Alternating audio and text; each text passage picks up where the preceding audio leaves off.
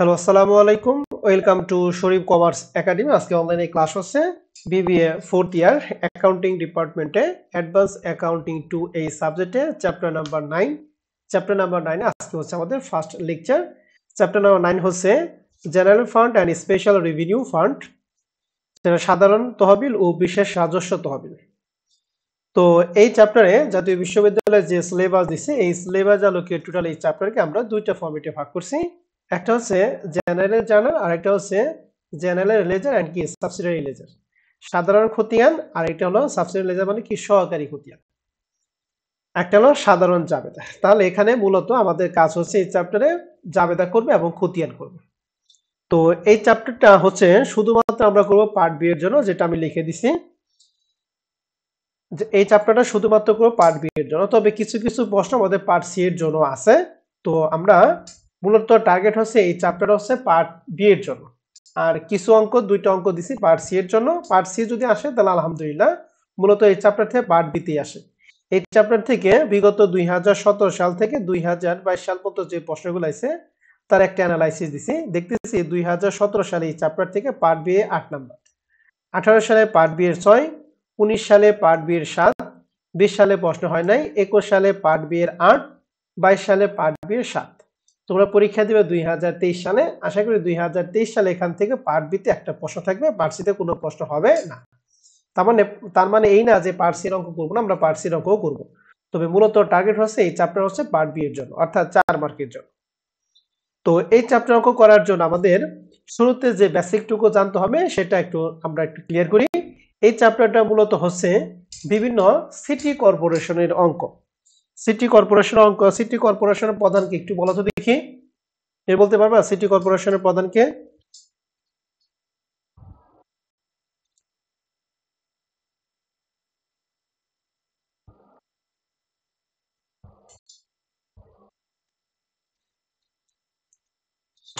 তোমার কি সবাই আমার কথা শুনতেছো?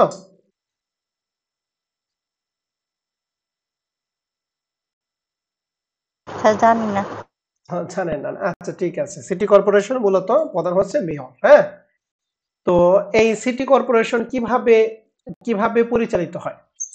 সিটি কর্পোরেশন তার সিটির তার যে এরিয়া আছে, এরিয়া আওতাভুক্ত কিছু আছে, যে আয়ের কিছু খাত আছে, আবার কিছু ব্যয়ের কিছু খাত আছে।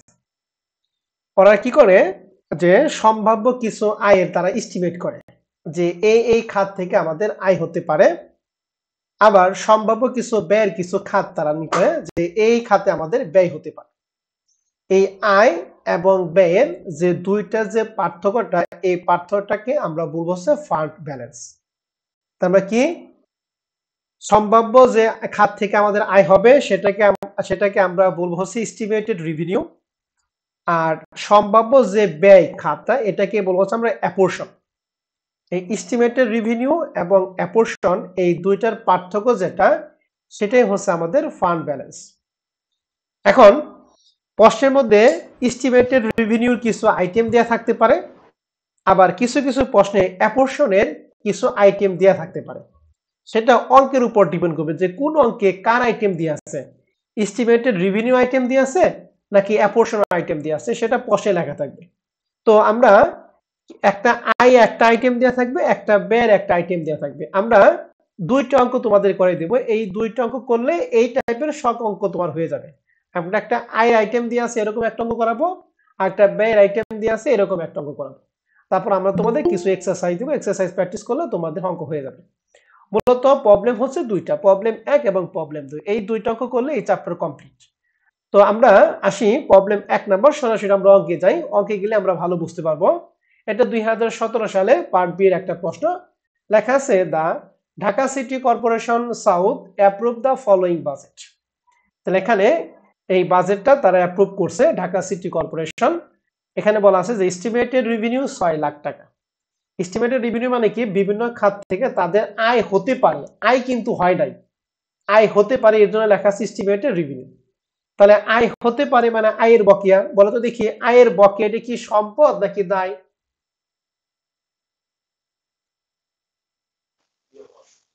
এটা সম্পদ স্যার। সম্পদ, গুড। তাহলে এস্টিমেটেড রেভিনিউ মানে কি, আয় হয়ে গেছে নাকি আয় হবে? বলো তো দেখি। আয় হবে। আয় হবে, দ্যাট মিনস এটা প্রাপ্য আয়। আমরা জানি প্রাপ্য আয় একটা সম্পদ। তাহলে এস্টিমেটেড রেভিনিউ কি সম্পদ নাকি দায়? বলো তো দেখি। সম্পদ। সম্পদ। তাহলে এই 6 লক্ষ টাকা আয় হতে পারে, অ্যাপোর্শন টাকা হচ্ছে 3 লাখ টাকা, এই 6 লক্ষ টাকা আয়ের মধ্যে এই 3,50,000 টাকা ব্যয় হতে পারে, ব্যয় হয় নাই কিন্তু ব্যয় হতে পারে। তাহলে ব্যয় হতে পারে মানে ব্যয়ের বকেয়া। তাহলে ব্যয়ের বকেয়া কি সম্পদ না দায়? বলো তো দেখি। দায়। দায় স্যার। তাহলে বুঝতে পারলাম আমরা এখানে এস্টিমেটেড রেভিনিউ হচ্ছে সম্পদ আর অ্যাপোর্শন হচ্ছে দায়। তার মানে সম্পদ বৃদ্ধি পেলে কি ডেবিট, আর দায় বৃদ্ধি পেলে কি ক্রেডিট। ক্রেডিট। আর এস্টিমেটেড রেভিনিউ আর অ্যাপোর্শনের দুইটা পার্থক্যটা কি হবে? ফান্ড ব্যালেন্স নাকি? এখন লেখা আছে যে এই যে অ্যাপোর্শন যে 3,50,000 টাকা আছে, বলছে অ্যাপোর্শন ইনক্লুড ফ্লোয়িং, মানে এই অ্যাপোর্শনের মধ্যে নিচের জিনিসগুলো অন্তর্ভুক্ত আছে। কি কি? হেলথ খাতে তাদের ব্যয় হতে পারে, হয় নাই কিন্তু, হতে পারে 1,05,000। এডুকেশন খাতে তাদের ব্যয় হতে পারে 1,80,000 এন্ড সেফটি খাতে তাদের ব্যয় হতে পারে 65,000। তাহলে যে তিনটা যে ব্যয় দিয়ে আছে, এই তিনটা কি এস্টিমেটেড রেভিনিউ আইটেম নাকি অ্যাপোর্শন আইটেম? বলো তো দেখি। অ্যাপোর্শন আইটেম। তার মানে এই আইটেমগুলি কি আয়ের আইটেম না ব্যয়ের আইটেম? ব্যয়ের আইটেম স্যার। গুড। এইটা কিন্তু আমাদের ভালো করে খেয়াল করতে যে আয়ের আইটেম দিয়ে আছে নাকি ব্যয়ের আইটেম দিয়ে আছে। তাহলে এখন এইটুকু হচ্ছে প্রশ্ন, এবং এই প্রশ্নের আলোকে দুইটা প্রশ্ন বলছে। এক, প্রিপেয়ার দা জেনারেল জার্নাল, আর 2 নম্বর বলছে also enter a general laser account as well as a subsidiary laser account. অর্থাৎ সাধারণ খতিয়ান করতে বলছে এন্ড কি সহকারী খতিয়ান করতে বলছে। তাহলে শুরুতেই আমরা একটু জাবেদা করব। এই জাবেদাটা আমরা করব হচ্ছে এই যে এইটুকুর উপর ভিত্তি করে আমাদের যে আইটেম দিয়ে আছে। তাহলে এস্টিমেটেড রেভিনিউ মানে কি আয় হয়ে গেছে নাকি আয় হবে? একটু বলো তো দেখি। আয় হবে। আয় হবে তার মানে প্রাপ্য আয়। প্রাপ্য আয় মানে সম্পদ। সম্পদ বৃদ্ধি পেলে কি ডেবিট। এই জন্য আমরা জাবেদার মধ্যে লিখছি এস্টিমেটেড রেভিনিউ 6 লক্ষ টাকা ডেবিট। আর অ্যাপোর্শন মানে এই 6 লক্ষ টাকার মধ্যে 3,50,000 টাকা ব্যয় হতে পারে, হয় নাই কিন্তু হবে। তাহলে ব্যয়ের বকেয়া কি সম্পদ না দায়? দায় স্যার। দায়। দায় বৃদ্ধি পেলে কি ক্রেডিট। এই জন্য অ্যাপোর্শন 3,50,000 টাকা ক্রেডিট। এন্ড 6 লাখ এবং 3,50,000 যে পার্থক্যটা আমরা কি বলবো? Fund balance. তাহলে ফান্ড ব্যালেন্স লেখা হয়েছে 2.5 লাখ টাকা। এটা হচ্ছে আমাদের যে প্রথম জাবেদার কাজ। তাহলে রিকোয়ারমেন্ট 1 এ যে জাবেদাটা আমরা করলাম, এই জাবেদাটা কি আমরা সবাই ক্লিয়ার? জি স্যার। Yes sir. এর মধ্যে কারো কোনো কনফিউশন আছে? নাই স্যার। ওকে, মনে রাখেন তাহলে সাধারণ জাবেদায় আমরা এই আইটেমের জন্য জাবেদা দিই। এখন এরপর আমাদের দুইটা খতিয়ান করতে বসে। এক হলো সাধারণ খতিয়ান আর একটা কি সাবসিডিয়ারি খতিয়ান। আমরা নরমালি খতিয়ান করার ক্ষেত্রে খতিয়ানের ছক কাটি, কিন্তু এই সিটি কর্পোরেশন করার ক্ষেত্রে খতিয়ানটা হবে জাবেদার ছকের ভিতরে। অর্থাৎ একটা ছকে আমরা সাধারণ জাবেদা করব, আবার সহকারী খতিয়ানও করব। সাধারণ খতিয়ান করব, সহকারী খতিয়ান করব। তাহলে এর জন্য রিকোয়ারমেন্ট বি এর জন্য আমরা কাটছি Dhaka city corporation south general fund ledger. Ledger আমাদের কয়টা লেজার করতে বলছে বলতো রিকোয়ারমেন্ট বি তে? একটা জেনারেল লেজার, একটা কি সাবসিডিয়ারি লেজার। তাহলে দাগ কাটছে কি প্রথমে ডেট, এরপরে অ্যাকাউন্ট টাইটেলস, রেফারেন্স। জেনারেল লেজারের জন্য দুইটা, একটা ডেবিট একটা ক্রেডিট, আর সাবসিডিয়ারির জন্য একটা ডেবিট একটা ক্রেডিট। ঠিক আছে? তাহলে সিটি কর্পোরেশনের জন্য সাধারণ খতিয়ান এবং সহকারী খতিয়ান আমরা একটা ছকের মাধ্যমে করব। নরমালি আমরা এক একটা খতিয়ানের জন্য একটা করে দাগ কাটতাম, ঠিক আছে না? কিন্তু এই সিটি কর্পোরেশন করার ক্ষেত্রে সাধারণ খতিয়ান এবং সহকারী খতিয়ান আমরা দুইটা খতিয়ান একই ছকের মাধ্যমে করব। ঠিক আছে? তাহলে এখন আসেন আমরা সাধারণ খতিয়ান এবং সহকারী খতিয়ানটা আপনাদের বুঝিয়ে দিই। সাধারণ খতিয়ান মানে কি, যে সাধারণ জাবেদার মধ্যে আমাদের যা জাবেদা লিখছি, যে আইটেমগুলি যে টাকা সাধারণ খতিয়ানের মধ্যে ওই আইটেমগুলো হুবহুব ওই আইটেম এবং ওই টাকাগুলি ডেবিটেডটা ডেবিট করে, ক্রেডিটেডটা ক্রেডিট করে। বোঝা গেছে? Yes sir. And subsidiary ledger মানে কি সহকারী খতিয়ান। এই সহকারী খতিয়ান একটু বোঝার আছে। আমাদের যে এই যে আইটেম যে দিয়ে আছে সহকারী খতিয়ান মানে কি ইন্ডিভিজুয়াল, মানে প্রত্যেকের নামে খতিয়ান করা। তাহলে আমাদের এখানে যে আইটেমগুলো দিয়ে আছে হেলথ, ইন্স্যুরেন্স, এই হেলথ, এডুকেশন এন্ড সেফটি, এটা কি আয় আইটেম না ব্যয়ের আইটেম? বলেন তো দেখি। ব্যয়ের আইটেম। তাহলে এই ব্যয়ের আইটেমগুলি এস্টিমেটেড রেভিনিউর মধ্যে ঢুকছে নাকি অ্যাপোর্শনের মধ্যে ঢুকছে? অ্যাপোর্শনের মধ্যে। অ্যাপোর্শনের মধ্যে ঢুকছে। গুড। তাহলে মনে রাখবেন এই আইটেমগুলি যদি অ্যাপোর্শনের মধ্যে ঢুকে তাহলে অ্যাপোর্শন যদি ডেবিট অ্যাপোর্শন যদি ক্রেডিট থাকে তাহলে আইটেমগুলোর টাকা ক্রেডিট দিকে চলে যাবে। আর এই আইটেমগুলো যদি এস্টিমেটেড রেভিনিউর মধ্যে ঢুকে তাহলে এস্টিমেটেড রেভিনিউ যেহেতু ডেবিট তাহলে টাকাগুলো কার করে যাবে সাবসিডি লেজারে ডেবিট করে। বুঝতে পারছি? আমি আবার বলতেছি আমাদের এখানে যে আইটেমগুলি থাকবে এই আইটেমগুলি যদি আয়ের আইটেম হয় তাহলে এস্টিমেটেড রেভিনিউ কি ডেবিট না ক্রেডিট? Debit sir. তাহলে সাবসিডি খতিয়ানের ক্ষেত্রে টাকাগুলি ডেবিট দিকে যাবে। আর এই আইটেমগুলি যে ব্যয়ের আইটেম হয় তাহলে ব্যয়ের আইটেম মানে অ্যাপোর্শনের মধ্যে ঢুকে, অ্যাপোর্শন কি ডেবিট না ক্রেডিট? ক্রেডিট। তাহলে টাকাগুলি সাবসিডি খতিয়ানের ক্ষেত্রে টাকা কি ডেবিট দিকে যাবে না ক্রেডিট দিকে যাবে? ক্রেডিট দিকেই যাবে। গুড। তাহলে এই জন্য যেহেতু গুলা ব্যয়ের আইটেম লিখছি এক্সপেন্ডিচারস লেজার। হেলথের টাকা এখানে ছিল 1,05,000, তাহলে এইগুলো আমার ঢুকছে কার মধ্যে? অ্যাপোর্শনের মধ্যে না? অ্যাপোর্শন কি ডেবিট না credit?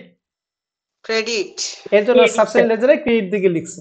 Health 1,05,000, education 1,80,000, safety 65। That is answer. তাহলে এই দুইটাই এখানে 2 এবং এখানে 2, এই 2 2 4 নাম্বার। দেখেন তো প্রবলেম 1 নাম্বার অঙ্ক ডেবিট পাশে লেখা আইটেমগুলো স্যার এই যে সহকারী কোশ্চেনের আইটেম হ্যাঁ বুঝতে পারছি। হার্ড কপি তো ডেবিট পাশে লেখাটা ভুল আছে। ঠিক আছে, এটা আপডেট করে দিছি। আর এই যে আমাদের এখানে আরো কিছু অঙ্ক ঢুকাইছি, এই যে শেষের অঙ্কগুলি এগুলো নাই। এই যে 9 নাম্বার অঙ্ক, পার্ট সি এর অঙ্কটা, 10 নম্বর অঙ্কটা এবং 11 নম্বর অঙ্কটা, এই তিনটা অঙ্ক নতুন ঢুকাইছে এবং শীটে কিছু ভুল ছিল, ভুলটা আমরা সংশোধন করছি। ঠিক আছে ম্যাডাম, ওইটা আপনারা একটু সংশোধন করে দিবেন। হ্যাঁ, পিডিএফটা আমি ক্লাসে পরে দিয়ে দিব। ঠিক আছে, এজন্য কিন্তু বারবার আমি বলছি সাবসিডি লেজার অ্যাকাউন্ট ক্ষেত্রে আইটেমগুলি যদি এস্টিমেটেড হয়, এস্টিমেটেড কি ডেবিট, তাহলে আইটেমগুলি কোন দিকে যাবে? ডেবিট দিকে। আর আইটেমগুলি যদি ব্যয় হয়, ব্যয়গুলি কার মধ্যে ঢুকে? অ্যাপোর্শনের মধ্যে। অ্যাপোর্শন ক্রেডিট, তাহলে টাকাগুলি কোন করে যাবে?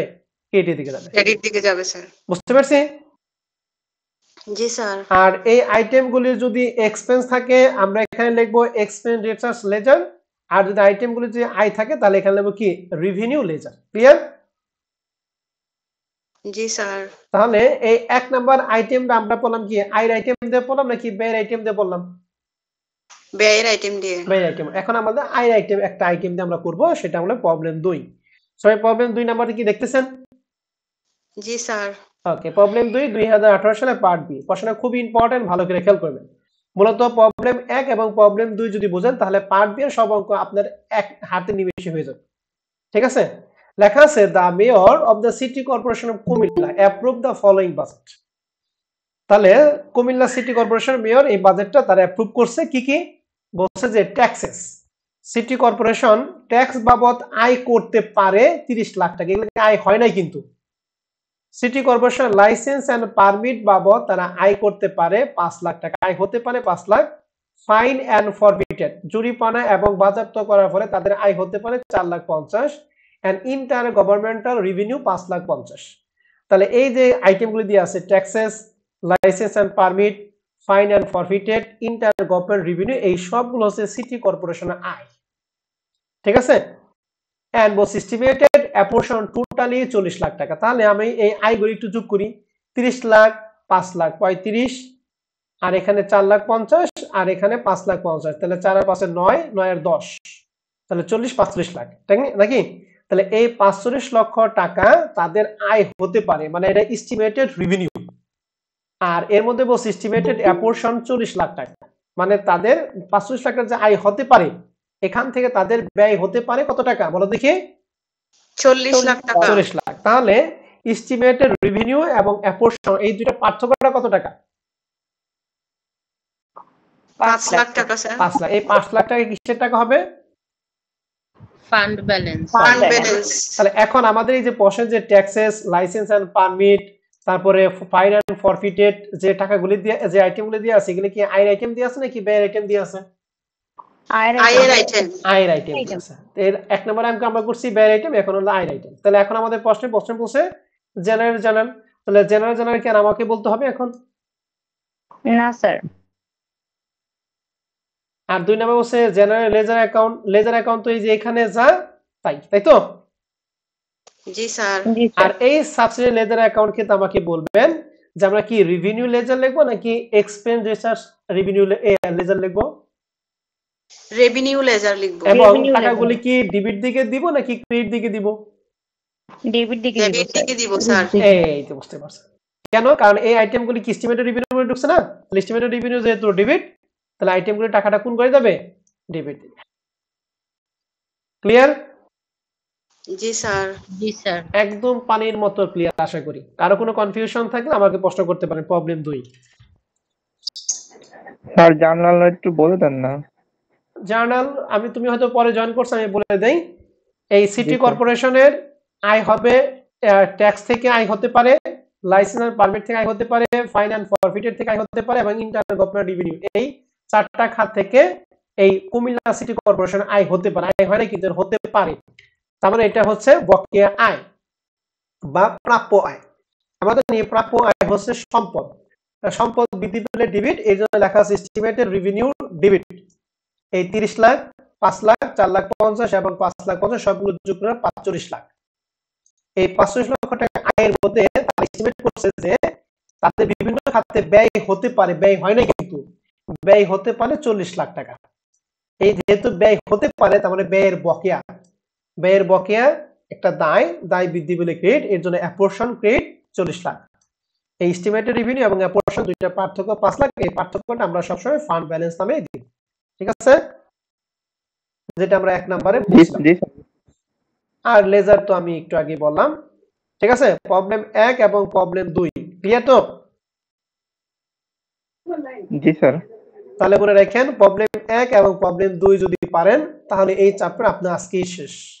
কিন্তু এই চ্যাপ্টার আমি আজকে শেষ করব, আগামী ক্লাসে একটু সময় দেব। তাহলে প্রবলেম 1 এবং প্রবলেম 2 দুইটা কি ক্লিয়ার সবাই? জি স্যার।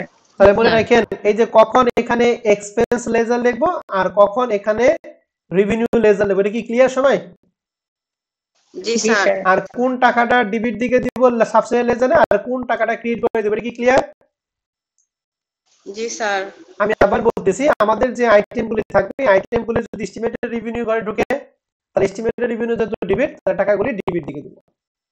আমাদের যে আইটেমগুলি থাকবে আইটেম যদি অ্যাপোর্শনের মধ্যে ঢুকে তাহলে অ্যাপোর্শন যেহেতু ক্রেডিট তাহলে টাকাগুলি সাবসিডি লেজারে কাজ করে দিব, ক্রেডিট দিকে। ক্লিয়ার তো সবাই? জি স্যার।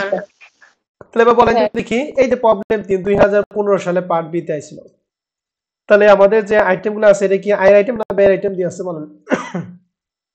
আয় আইটেম। আয়ের আইটেম দেওয়া আছে স্যার। তাহলে ওই সাবসিডি লেজার কোন দিকে দিব, ডেবিট না ক্রেডিট দিকে? ডেবিট দিকে যাবে। এই যে 4 নম্বর অঙ্ক একই অঙ্ক না?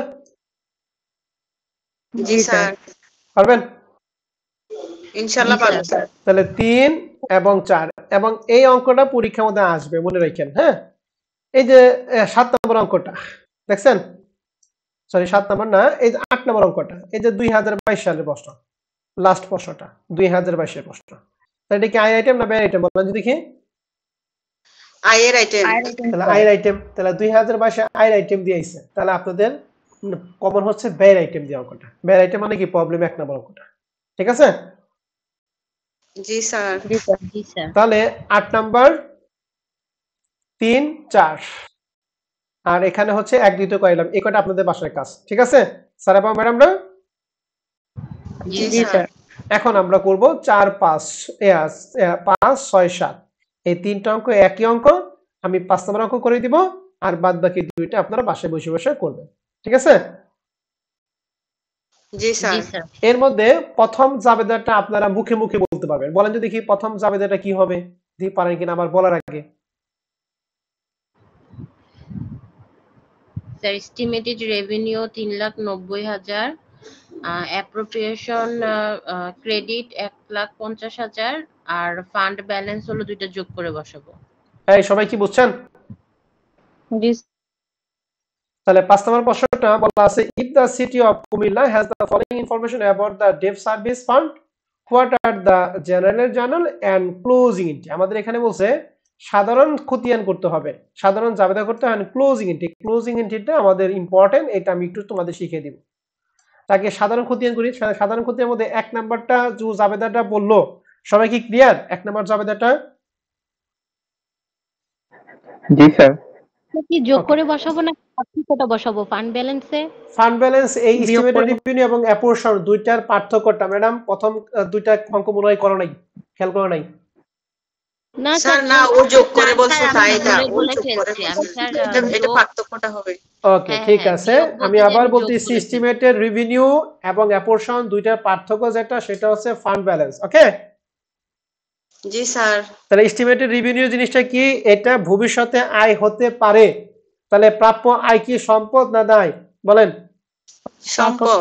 তাহলে সম্পদ বৃদ্ধি পেলে ডেবিট। অ্যাপোর্শন ভবিষ্যতে ব্যয় হতে পারে, ব্যয় হয় না কিন্তু ব্যয় হবে, তাহলে ব্যয়ের বকেয়া হচ্ছে দায়, দায় বৃদ্ধি পেলে কি? ক্রেডিট। আর দুইটার পার্থক্য ফান্ড ব্যালেন্স। ক্লিয়ার? জি জি স্যার। স্যার। এখন যদি না বুঝেন তাহলে আমার কিছু করার নাই। 2 নাম্বার ইকোনমি বলছে রেভিনিউ কালেকশন, তাহলে আয় কালেক্ট করছে, তাহলে যাবে কি হবে?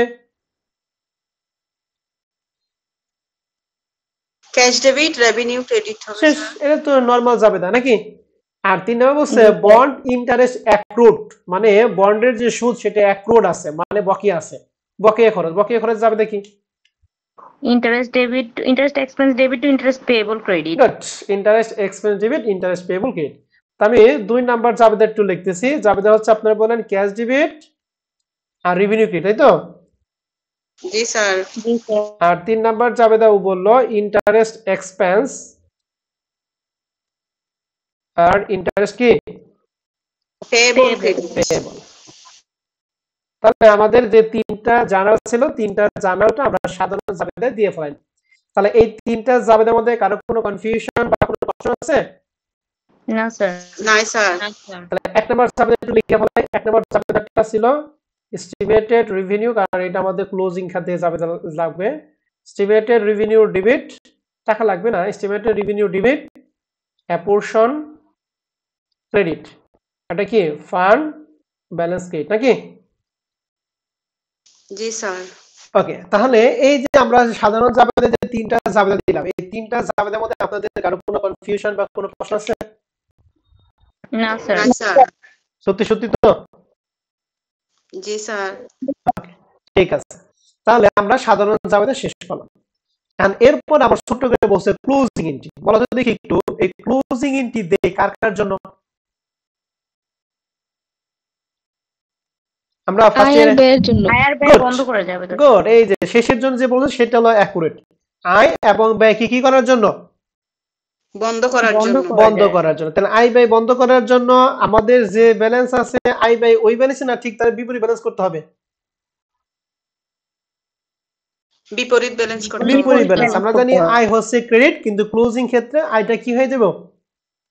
ডেবিট হয়ে যাবে। ডেবিট আর হয়ে যাবে। ব্যয় হচ্ছে ক্রেডিট, সরি ব্যয় হচ্ছে ডেবিট, কিন্তু ক্লোজিং ক্ষেত্রে কি হয়ে যাবে? ক্রেডিট হয়ে যাবে। ক্রেডিট হয়ে যাবে। এই সবাই কি কথা বুঝছেন না বুঝেন নাই?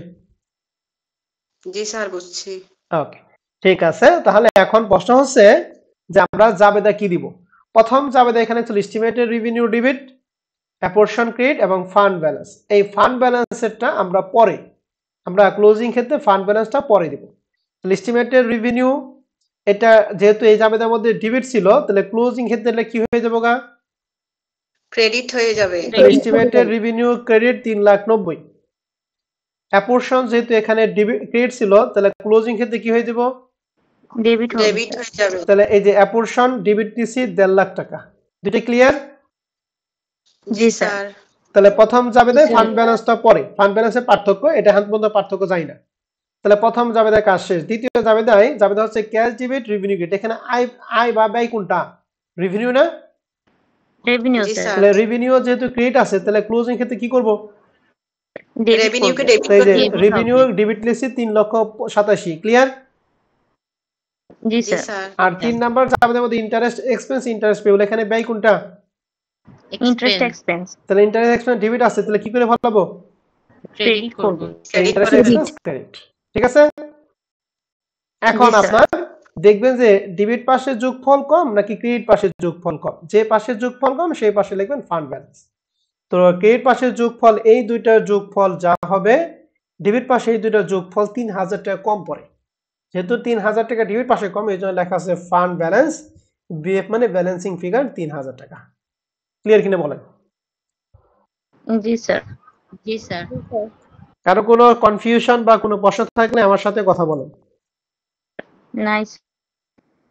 স্যার এখানে শুধু একটা বসাবো। হ্যাঁ বলো, আবার বলো। এখানে শুধু এক্সপেন্স যেগুলো ওগুলা বসাবো। হ্যাঁ, ক্লোজিং ক্লোজিং এন্ট্রি এন্ট্রি তো আসে আয় এবং ব্যয় বন্ধ করার জন্য। তোমরা তো কেউ একজন, তোমাদের মধ্যে কেউ একজন বলছে, হ্যাঁ, আমরা ফার্স্ট ইয়ারে পড়ছি প্রিন্সিপাল অ্যাকাউন্টিং এ। জি আচ্ছা স্যার। তাহলে বলতে পারেন যে স্যার এই এস্টিমেটেড রেভিনিউ এটা সম্পদ, তাহলে এটা দিলেন কেন? কারণ এস্টিমেটেড রেভিনিউ এটা হচ্ছে সম্ভাব্য সম্পদ, কিন্তু পরের বছরকে এটা কি হয়ে যাবো গা, ক্লোজিং করার ক্ষেত্রে এটা কি হয়ে যাবো গা, ব্যয় হয়ে যাবে। আর এই ব্যয়টা পরের বছরে কি ভ্যানিশ হয়ে যাবে। তাহলে ব্যয় যদি ভ্যানিশ হয় ঠিক উল্টা করবো, সম্পদ যদি ভ্যানিশ হয় ঠিক তার উল্টা করবো, অর্থাৎ debit two credit, credit debit করে ফেলাবো। ঠিক আছে? ক্যাশ কিন্তু পরের বছর ভ্যানিশ হবে না, ক্যাশ সম্পদই থাকবে। তাহলে এখন এই 5 নম্বর অঙ্কের হুবহুব অঙ্কটা হচ্ছে 6 এবং 7। এখন আপনারা যেহেতু 7 নম্বর অঙ্কটা 2021 সালে আছে এবং আপনারা পরীক্ষা দেন 2023-এ, তাহলে 7 নম্বর অঙ্কটা আপনাদের জন্য বেশি গুরুত্বপূর্ণ। আর প্রশ্ন হচ্ছে এখন আপনারা এই 7 নম্বর অঙ্কটা ইনস্ট্যান্ট আপনারা খাতার মধ্যে করে যার অঙ্কটা আপনারা হোয়াটসঅ্যাপ গ্রুপে একটু জমা দেন। হ্যাঁ, জি স্যার। করেন, আমি লাইনে আছি, আপনারা করেন। তাহলে আগামী ক্লাসে আমরা বাদ বাকি অঙ্কগুলি শেষ করে আমরা চ্যাপ্টার শেষ করবো। হ্যাঁ, আজকে ক্লাস আমি এই পর্যন্ত রাখছি।